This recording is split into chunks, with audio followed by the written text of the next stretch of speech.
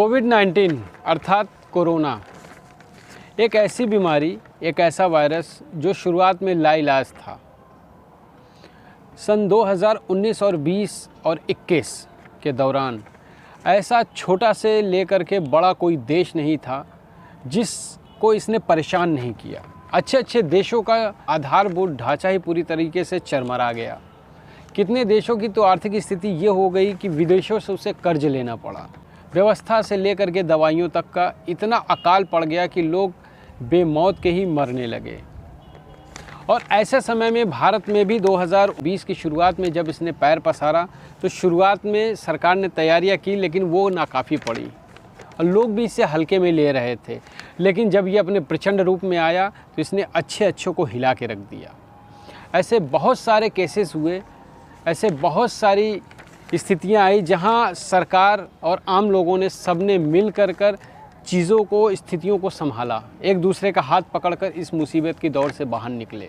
लेकिन इसमें कुछ लोग ऐसे भी थे जो इस मौके पर किसी के लिए हाथ बढ़ाते तो उनके लिए मौका परस्ती का ये मौका था, यानी कि उनके लिए फ़ायदे का मौका था। एक ऐसी घटना सामने आई जिसे सुनने के बाद सोशल मीडिया से लेकर के हर किसी के मन में यही सवाल था, क्या इंसानियत इतनी भी गिर सकती है कि किसी मजबूर को भी सहायता के बदले, और सहायता वो भी ऐसी जो व्यक्तिगत तौर पे नहीं, जो एक संस्थागत तौर पे वो सिर्फ इसका माध्यम था उसकी सहायता करने वाला, लेकिन उसके बदले उसने कोरोना पीड़ित युवती के साथ दुराचार किया, उसके मान सम्मान और इज्जत को तार तार कर दिया। नमस्कार दोस्तों, मैं आपका दोस्त और होस्ट मोहन पटेल और क्राइम क्रिएशन बाय एमपी में आपका बहुत बहुत स्वागत करता हूं।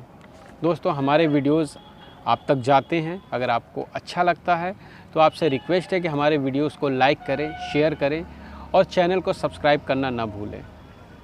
तो दोस्तों, आज की जो घटना है वो दक्षिण भारत राज्य केरल के पत्तनतिट्टा ज़िले के पंडालक क्षेत्र की है, जहां पर एक 19 वर्षीय युवती, चूँकि सुप्रीम कोर्ट के गाइडलाइन के अनुसार किसी भी पीड़िता या दुष्कर्म पीड़िता, यौनाचार पीड़िता का नाम खुलासा नहीं करना चाहिए, इसलिए हम सुप्रीम कोर्ट और संविधान के सारे नियमों का पालन करते हुए वीडियो बनाते हैं ताकि किसी को कोई आपत्ति ना हो।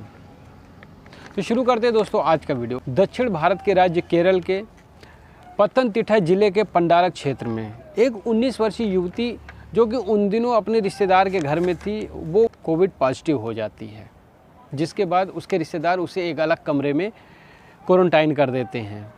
परिवार वालों ने राज्य सरकार स्वास्थ्य विभाग को सूचित किया कि हमारे यहाँ भी एक बच्ची कोविड पीड़ित है, कृपया उसे कोविड केयर सेंटर पहुँचाना है। जिसके बाद स्वास्थ्य विभाग केरल के द्वारा स्थापित किया गया कोविड केयर सेंटर ने उनके लिए 5 सितंबर की डेट पेशेंट को रिसीव करने के लिए बताई। जिसके बाद 108 कनीबू एम्बुलेंस सर्विसेज है, उस संस्था को ये जिम्मेदारी थी कि उस ज़िले के कहीं भी कोविड केयर आने वाले पेशेंट्स या वहाँ से ठीक होकर घर जाने वाले पेशेंट्स को ले आना और ले जाना इनकी जिम्मेदारी थी। वर्ल्ड हेल्थ ऑर्गेनाइजेशन और भारत सरकार स्वास्थ्य विभाग के कोरोना गाइडलाइन के अनुसार एक एम्बुलेंस में या एक गाड़ी में एक से ज़्यादा कोविड पेशेंट नहीं रखा जाएगा, चूँकि उस समय इंफ्रास्ट्रक्चर और संसाधनों की भारी कमी थी, जिसके चलते ऐसे कई मौके आए जब लोगों को, सरकार को और सुविधा देने वाली कंपनीज़ को भी कंप्रोमाइज़ करना पड़ा। इसलिए नोफेल अपनी गाड़ी लेके जब युवती को रिसीव करने पहुंचता है तो उसके एम्बुलेंस में पहले से ही एक वृद्ध महिला थी, जो वो भी कोरोना पॉजिटिव थी। हालांकि बात करने के बाद वो युवती भी उस एम्बुलेंस में बैठ जाती है, जिसके बाद नोफेल गाड़ी लेके वहाँ से चल देता है। चलने के बाद वो दूसरा रास्ता पकड़ लेता। हालांकि रास्ते में जाते समय पहले वो कोविड केयर सेंटर था जहाँ 19 वर्षीय युवती को छोड़ना था और वृद्ध को जहाँ छोड़ना था वो बाद में पड़ता था। लेकिन नोफेल के मन में शुरू से ही कुछ न कुछ गलत चल रहा था, जिसकी वजह से उसने शहर का रास्ता लिया, जहाँ से आते समय पहले वृद्ध महिला का कोविड केयर सेंटर पड़ता जहाँ उसे छोड़ना था, उसके बाद युवती को छोड़ना था।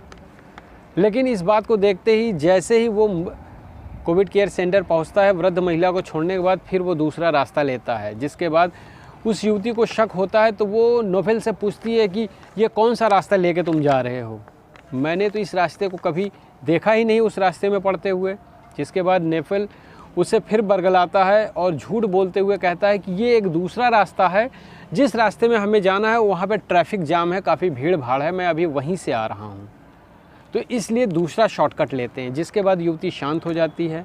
हालांकि वो कोविड पीड़ित होने की वजह से अलग ही दिमागी परेशानी और शारीरिक पीड़ा से जूझ रही थी, लेकिन इसके बावजूद भी नोफल के मन में जो पाप चल रहा था उसको वो भाप नहीं सकी और वो गाड़ी लेके अन्नामुली एयरपोर्ट पहुंचता है, जहां पे एक पुरानी खंडहर बिल्डिंग होती है। वहां ले जाने के बाद युवती समझ पाती, तब तक वो गाड़ी लगाकर युवती का हाथ पकड़ कर ज़बरदस्ती उसे खींचकर बिल्डिंग के अंदर ले जाता है और उसे धमकी देता है कि अगर कुछ तुमने किसी से बताया तो मुझसे बुरा कोई नहीं होगा, तुम्हें यहीं जान से मार डालूंगा। ये सुनते ही युवती डर जाती है और वो उसके साथ उसका मुंह दबाकर ज़बरदस्ती कई बार दुष्कर्म करता है। इस दौरान पीड़िता उससे छोड़ने की कई बार मिन्नतें करती है, लेकिन उसे ऊपर कोई फ़र्क नहीं पड़ता। उसके अंदर तो जैसे शैतान था। खैर, उसके बाद वो युवती को बैठाता है गाड़ी में और सारे रास्ते उसे धमकी देता हुआ ही आता है और समझाता है कि अगर तुमने किसी से बताया मैं तुम्हें ज़िंदा नहीं छोड़ूंगा, कोविड केयर सेंटर में भी मेरी पहुंच है।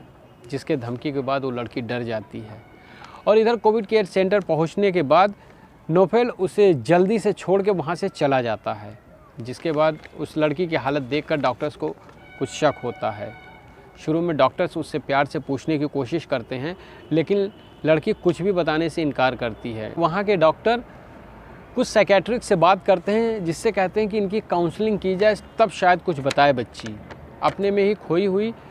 फिर डॉक्टर्स जब उसकी काउंसलिंग करते हैं, उसके बाद जब उससे पूछा जाता है तो बच्ची डरी हुई सहमी हुई, जब थोड़ा उसके अंदर हिम्मत आता है तो वो सारी बात सिलसिलेवार तरीके से बताती है। सारी बात सुनने के बाद डॉक्टर्स तुरंत ये बात नज़दीकी संबंधित थाना और एसपी पतनतिट्टा पीकेजी साइमन को बताती है और पीकेजी साइमन इस बात को सुनते ही उनके भी होश उड़ जाते हैं। वो तुरंत मौके पे पहुंचते हैं। पहुंचने के बाद अपनी आंखों के सामने ही संबंधित थाने में 108 कनेबू एम्बुलेंस सर्विसेज कंपनी के खिलाफ और 25 वर्षीय ड्राइवर नोफल के खिलाफ विभिन्न धाराओं में मुकदमा दर्ज करते हैं। नोफल के खिलाफ यौन उत्पीड़न, बलात्कार, अपहरण और जान से मारने की धमकी देना जैसे धाराओं में केस दर्ज किया जाता है और केस दर्ज करने के बाद तुरंत पुलिस उसे गिरफ्तार करने के लिए निकल पड़ती है। और इधर पुलिस केस में अपना नाम आने के बाद कनेबू एम्बुलेंस सर्विसेज ने भी प्रेस रिलीज जारी करते हुए नोफल को अपनी कंपनी से बर्खास्त करने का प्रेस रिलीज जारी किया। और ये बात जैसे ही राज्य में मीडिया और सबके माध्यम से राज्य महिला आयोग भी इस मामले की संज्ञान लेती है और संज्ञान लेने के बाद राज्य महिला आयोग के अध्यक्ष MC जोसेफाइन तुरंत एक पत्र लिखती हैं डीजीपी केरला के नाम, जिसमें वो उनको ये बात कहती हैं कि इस मामले का जल्दी से जल्दी छानबीन करके निस्तारण किया जाए, आरोपी को गिरफ्तार करके जेल भेजा जाए। हालांकि इधर एसपी पतनतिट्टा पीकेजी साइमन ने इस बात का कंफर्मेशन किया मीडिया के सामने कि संबंधित थाना ने उसके खिलाफ जो मुकदमे दर्ज किए थे उसके अंतर्गत आरोपी नोफल को गिरफ्तार कर लिया और सख्ती से पूछताछ करने के बाद उसने अपना जुर्म कबूल कर लिया और उसे जेल भेज दिया गया है।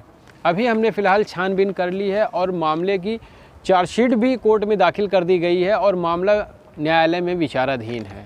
तो दोस्तों, ये रही आज की सच्ची घटना। आज की सच्ची घटना एक ऐसी पीड़ित युवती जिसको मदद की ज़रूरत थी। पूरा सिस्टम, पूरा देश उस समय इस समस्या से जूझ रहा था, लेकिन जो मदद करने वाला था उसके मन में पाप था। उसने मदद का हाथ भी बढ़ाया तो सिर्फ गलत नज़रिए से। और इस मौके पे जो युवती के साथ उसने किया, आप उसे किस नज़रिए से देखते हैं? मानवता और इंसानियत के दुश्मन उस बलात्कारी दरिंदे को कौन सी सज़ा मिलनी चाहिए? हमारा आपसे रिक्वेस्ट रहेगा कि इसका उत्तर अधिक से अधिक संख्या में आप नीचे कमेंट बॉक्स में दें। आप सभी का बहुत बहुत धन्यवाद।